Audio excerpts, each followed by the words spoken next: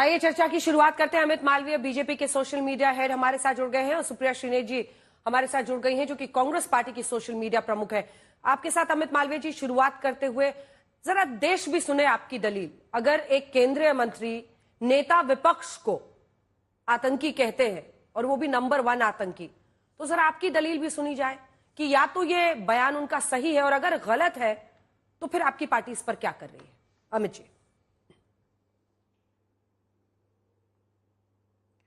देखिए अंजना जी, जब से राहुल गांधी अमेरिका गए उन्होंने वहां पर ऐसे कई बयान दिए, जैसे आरक्षण खत्म कर देंगे या सिखों को लेकर जिस प्रकार का भड़काऊ बयान उन्होंने दिया और उनकी भावनाओं को आहत करने का काम किया, उसके बाद से ही इन बयानों का सिलसिला शुरू हुआ।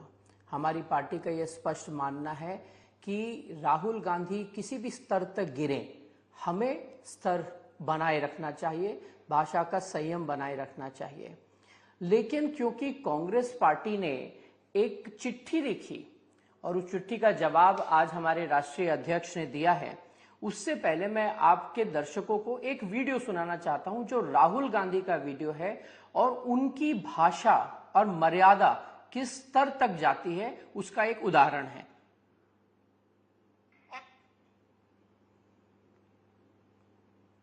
और आप देखना, ये जो नरेंद्र मोदी अभी भाषण दे रहा है, मैं आपको बता रहा हूं 6 महीने बाद, 7-8 महीने बाद ये घर से नहीं निकल पाएगा।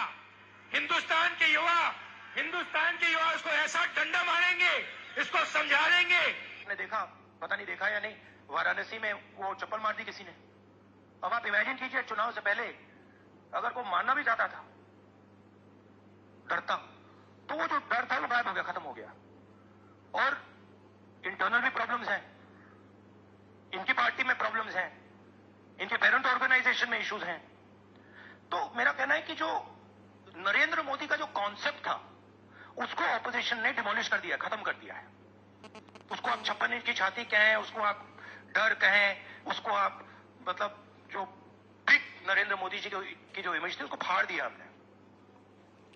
ये हमारे नेता प्रतिपक्ष राहुल गांधी की भाषा है देश के प्रधानमंत्री के लिए। ये कहना कि आपको डंडे से लोग मारेंगे, आपको फाड़ दिया गया है, ये राहुल गांधी का स्तर है। हम नहीं चाहते कि राजनीति का स्तर राहुल गांधी के स्तर तक जाए, लेकिन सच्चाई ये भी है कि आरक्षण खत्म कर देगा का बयान जो आया है, इससे SC, ST, OBC समाज आहत है, आक्रोशित है। ये कहना कि सिख हिंदुस्तान में पग और कड़ा नहीं पहन सकते, ये उनकी भावनाओं को ठेस पहुंचाने का काम है। मैं याद दिलाना चाहूंगा कि इस देश में अगर कभी सिख पग और कड़ा नहीं पहन पाए हैं तो वो ऑपरेशन ब्लू स्टार के बाद हुआ।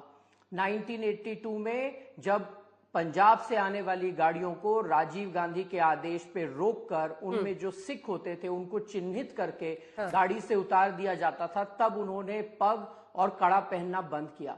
1984 में जब जेनोसाइड हुआ, जिसमें कई हजारों सिखों की कत्लेआम किया गया, उनकी महिलाओं के साथ बलात्कार किया गया, तब सिखों ने कड़ा और पग बांधने से संकोच किया।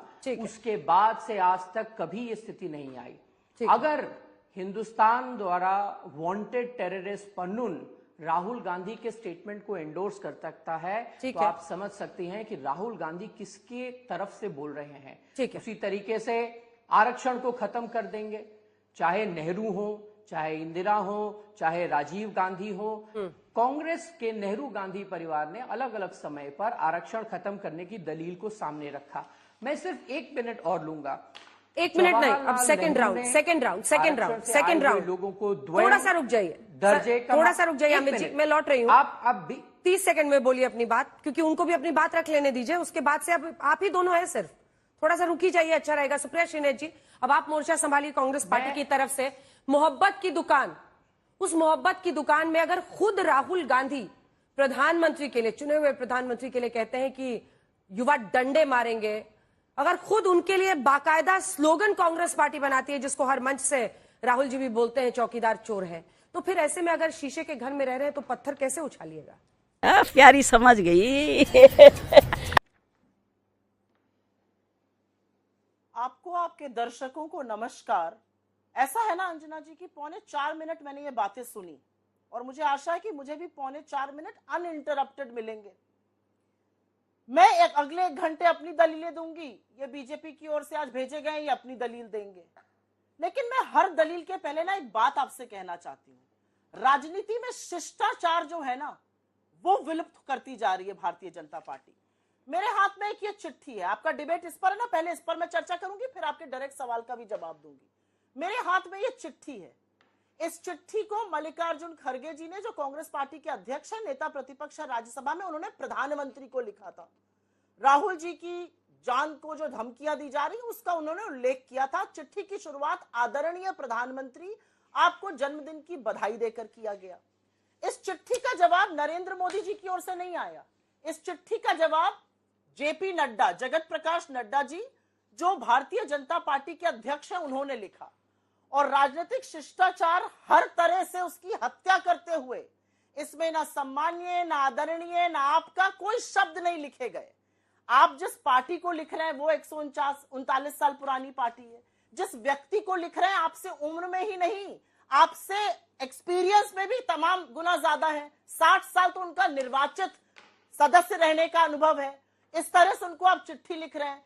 यहाँ पे भाषा की मर्यादा की बात हो रही है। अंजना जी, ये चिट्ठी तो आपने भी पढ़ी होगी शो करने के लिए। ये चिट्ठी और खड़गे जी की चिट्ठी को अगल बगल लिखकर देख लीजिए।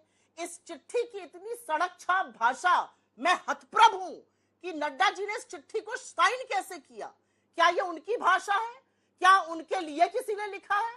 मतलब इस चिट्ठी की जो भाषा है, मैं सोच नहीं सकती हूं कि एक पार्टी का अध्यक्ष, हम लोगों में आपस में कभी कभी गर्मा गर्मी हो जाती है, हम लोग कुछ बातें कर देते हैं, लेकिन एक पार्टी का अध्यक्ष 3 पन्ने में इस तरह की भाषा का प्रयोग कर रहा है। उनका शुरुआत चिट्ठी की और अंत तक वो उसी भाषा का प्रयोग कर रहे हैं। तो मैं क्यों ना मानूं कि यही संस्कृति है। और इतनी गरीब सोच राजनीतिक रूप से, इतने छोटे मन से, इतने कृपण मन से राजनीति आप लोग कर रहे हैं। ये वॉट अबाउटरी करिएगा। मैं आपके सवाल का जवाब देने से पहले एक चीज का उल्लेख यहां पर पूरी तरह से करना चाहती हूं। मोदी जी कोई दूध पीते बच्चे तो है नहीं। मोदी जी इस देश के प्रधानमंत्री हैं। कोई सेरेलैक दूध पीते बच्चे छुई मुई तो है नहीं। चिट्ठी उनको लिखी जाती है, जवाब नड्डा जी देते हैं। मुजरा और मंगल सूत्र की बातें करते हैं मोदी जी, जवाब नड्डा जी से मांगा जाता है। क्यों? मोदी जी जवाब नहीं दे सकते थे चिट्ठी का। मैं फिर से यहां पर एक सवाल का उल्लेख करना चाहती हूं। बाबू भैया से डायरेक्ट बाबू, तेरा तो गेम बजाना पड़ेगा, जो मैं 2-3 दिन से कर रही हूं, और यह जरूरी है उल्लेख करना। आपकी सारी बातों का मैं जवाब दूंगी। आपने जो यहां पे सारी बातें बोली उन सबका मैं जवाब दूंगी, क्योंकि भाषा की मर्यादा तो देखिए, जब प्रधानमंत्री किसी को विधवा, किसी ब्याहता को 50 करोड़ की गर्लफ्रेंड कहता तो वहीं भंग हो गई। तो आप मुझसे भाषा की मर्यादा पे प्लीज बात मत करिए। शाबाश बेटा, बहुत बढ़िया। लेकिन यहां पर इस देश के लोकतंत्र में 5 बार चुने हुए सांसद इस देश के नेता प्रतिपक्ष के खिलाफ दिल्ली की सड़कों में, दिल्ली पुलिस के सामने जो अमित शाह को रिपोर्ट करती है, आपका लीडर तरविंदर सिंह मारवा कहता है, राहुल गांधी तेरा वो हश्र होगा जो तेरी दादी का हुआ था। क्या हश्र हुआ था राहुल गांधी की दादी का?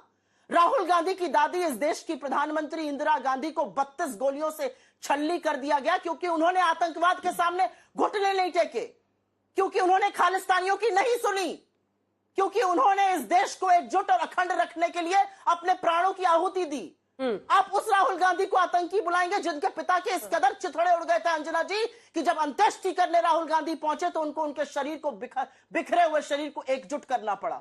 उसको आप आतंकी बुलाएंगे? आप उस राहुल गांधी को आतंकी बुलाएंगे जो इस देश के किलोमीटर, 4500 किलोमीटर पैदल नाप देता है इस देश को एकजुट रखने के लिए? आप उस राहुल गांधी को आतंकी बुलाएंगे जिसका परदादा इस देश की आजादी के लिए 9.5 साल जेल में रहा? कुछ भी कहिएगा आप लोग। और अब मैं आपकी उस बात का जवाब देती हूं।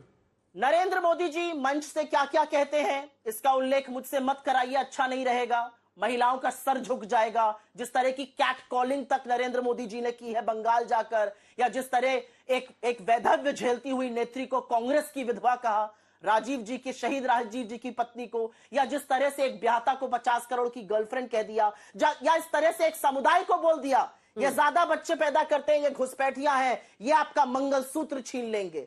जिस व्यक्ति ने प्रधानमंत्री पद पर रहते हुए चुनावी मंच से उस शब्द का प्रयोग किया जो शायद मैं और आप पहले टीवी में कभी नहीं करते, मुजरे का, वो मुझे भाषा की मर्यादा ना सिखाए। लेकिन हां, मैं एक बात जरूर बोलूंगी, राहुल गांधी के जीवन को खतरा है, क्योंकि बीजेपी ने इतनी पोलराइज पॉलिटी से गंदा माहौल इस देश का बनाया है। और ऐसे में जब उनकी जान को धमकी दी जाएगी तो हम चुप नहीं बैठेंगे। खरगे जी की इस चिट्ठी का बहुत शिष्टाचार पूर्वक भी जवाब आ सकता था। कहा जा सकता था, लोकतंत्र में कोई जगह नहीं है हिंसा की, हम भी भर्त्सना करते हैं, आप भी भर्त्सना करिए, बिल्कुल गलत है। रस्सी जल गई पर बल नहीं गया। नहीं